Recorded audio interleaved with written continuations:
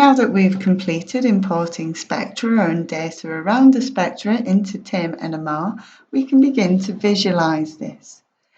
The plots function on the left-hand tool menu has three options: plot NMR spectra, plot NMR significant bins, and quantile plot. Selecting plot NMR, first you must specify spectra, and that is a spectra folder where the samples are in columns, an interval to plot, and then you may execute to visualize the output.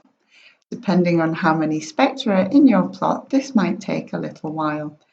You could also use a smaller amount of the data by plotting a small window of ppm from left to right. Here we are plotting 3 to 1 ppm. Furthermore, we can also overlay such plots with our spectra, and in this manner we can appraise the annotation that we have accessed from the literature. In order to do this, select Plot Bins Yes, and then the pattern file that we've imported in a previous tutorial. So here we can see in 18 a plot of the whole spectrum overlaid, and this allows us to see the quality of the data for the first time. We can also look at the quality of the spectra in the region we have selected, here between 3 and 1 ppm. And finally, we can also look at this binned spectra in greater detail.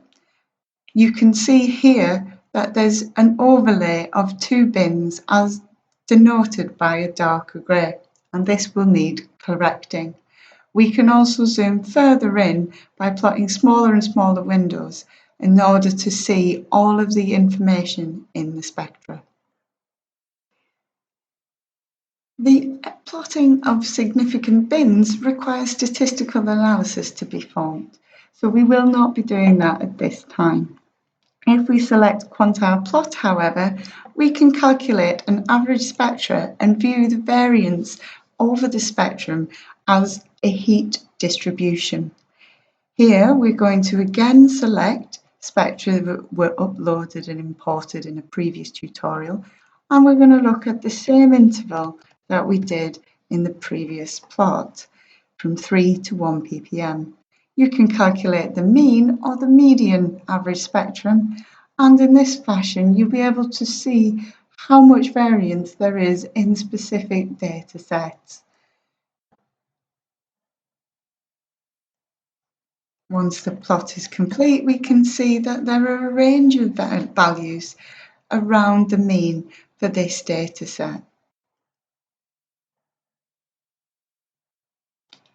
tameNMR is funded by a BBSRC grant to the University of Liverpool in collaboration with the NMR Metabolomics Facility and the Computational Biology Facility. You can reach us via Twitter, or you can visit the other videos in this series to learn more about tameNMR.